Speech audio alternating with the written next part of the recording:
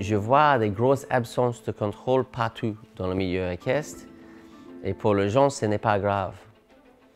Mais je sais très bien que c'est très grave parce que peut-être ce n'est pas grave maintenant, mais cette absence d'éducation va devenir grave plus tard. Si on est accroché sur le licol et le cheval n'est pas en train de marcher à côté de nous au pas, c'est déjà une absence de contrôle et les choses vont se dégrader. Si quand on monte un cheval, il est en train de bouger dans tous les sens et ce n'est pas nous qui demandons tout ce mouvement, c'est déjà une absence de contrôle et les choses vont se dégrader.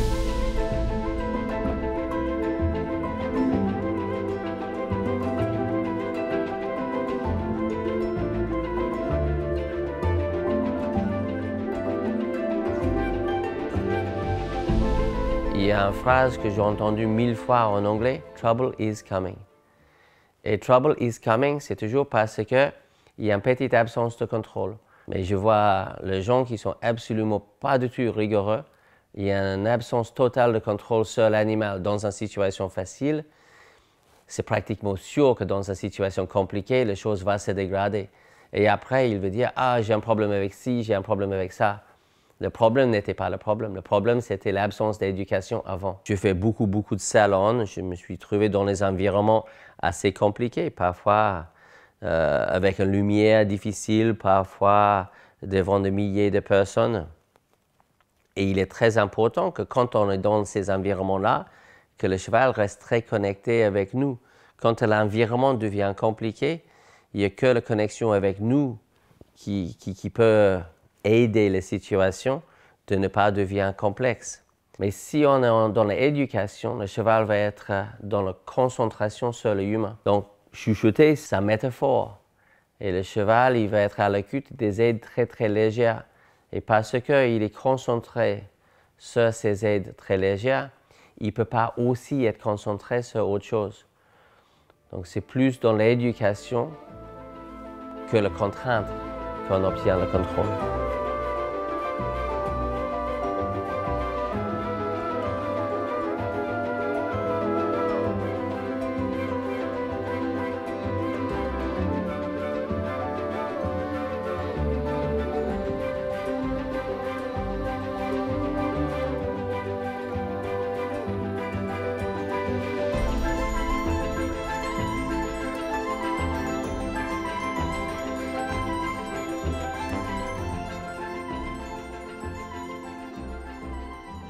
Il ne faut pas confondre contrôle et contrainte. Parfois, les gens pensent d'avoir un niveau de contrôle avec beaucoup de contraintes. Mais on ne peut pas forcer 600 kg du cheval. C'est important qu'il y ait une éducation. Et je trouve que le cheval se connecte plus avec les humains quand les aides sont légères et compréhensibles que juste essayer de contrôler le cheval avec 2 mains sur des rênes ou juste en restant accroché sur le licol. L'éducation, c'est la diminution des aides, c'est de rendre les choses plus légères. Le plus qu'on est en train de chuchoter, le plus que le cheval est obligé d'écouter. Ça peut sembler un petit peu rigoureux, un petit peu strict pour certains. Mais si je suis avec le cheval, si je suis en train de faire quelque chose avec mon cheval, je veux qu'il soit concentré sur moi et je veux que c'est moi qui contrôle ce qu'il fait.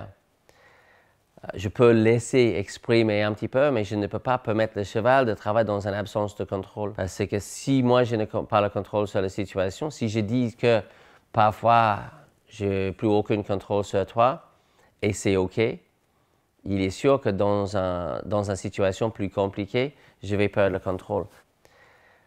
Et je trouve que l'éducation, noir et blanc et clair, est beaucoup plus juste, beaucoup plus éthique que de dire parfois tu fais ce que tu veux et parfois tu fais ce que je veux. Ça, c'est pas clair pour le cheval, donc c'est limite cruel. On est mieux d'être rigoureux et dire OK, c'est moi qui contrôle ce que tu fais avec tes pieds, partout et tout le temps. Et c'est noir et blanc et c'est clair, le cheval ne va pas poser de questions. Mais si je dis parfois je te laisse faire ce que tu veux et parfois c'est moi qui impose, le cheval ne peut pas comprendre ça. Le contrôle n'exclut pas l'exubérance chez le cheval. Donc, je peux mettre en place les réponses à certains gestes au sol, donc commencer à communiquer avec le cheval au sol avec des codes assez clairs. Et après, jouer un petit peu avec ça et laisser le cheval exprimer.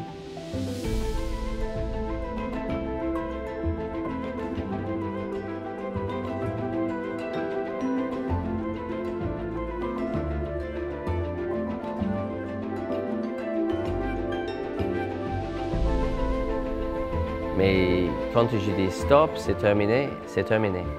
Parfois, les gens pensent que le cheval est en train de s'exprimer ou en fait, c'est juste une énorme expression de fuite. Et ça, c'est pas la joie pour un cheval. La fuite, le peur, le stress, ça, c'est pas exprimer.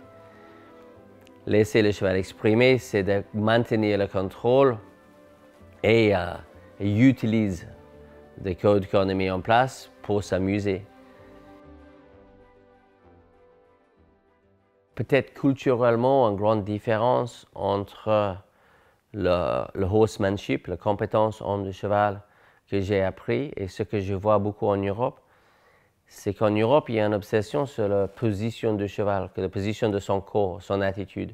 Et pour le bien-être de tout le monde, il est impératif qu'on contrôle ses pieds avant de contrôler son corps. Il y a 4 mouvements de base: reculer, avancer, isoler les 2 postérieurs, isoler les 2 antérieurs. Au sol ou monter, je mets ces 4 choses sur le contrôle de certains stimuli. Autrement dit, je fais un code pour reculer, un code pour avancer, un code pour isoler l'arrière-main, un code pour isoler les épaules. Si ce n'est pas moi qui contrôle le mouvement de ses pieds, l'environnement va faire à ma place. Il y a des signes qu'on est en train de perdre la connexion ou le contrôle de notre cheval. S'il n'y a pas une oreille vers moi, si les 2 oreilles partent en avant et le cheval se connecte plus avec l'environnement extérieur, c'est déjà un signe que il n'est plus avec moi.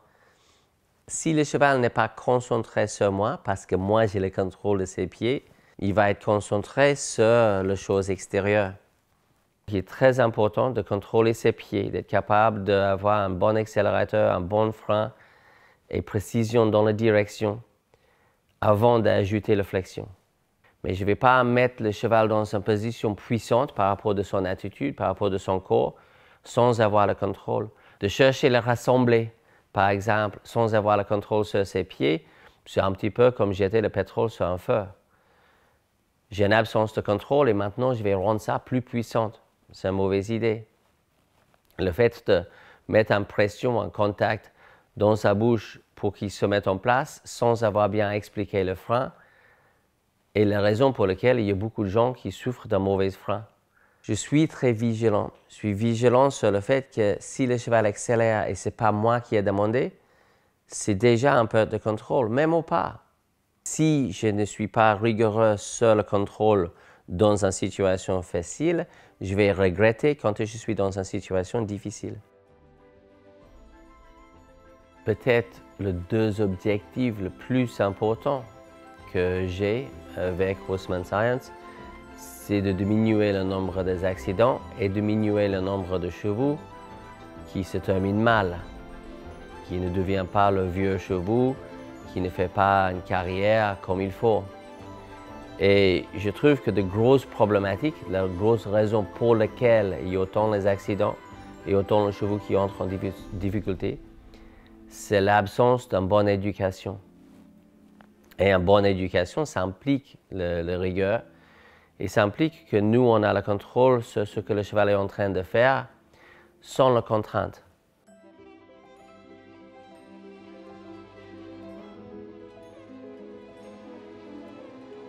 La bonne éducation, c'est la fondation de tout. Et on ne peut rien construire sur une mauvaise fondation. Donc, je mets en place une bonne éducation, une bonne fondation. Et ça va servir à mon cheval pour le reste de sa vie.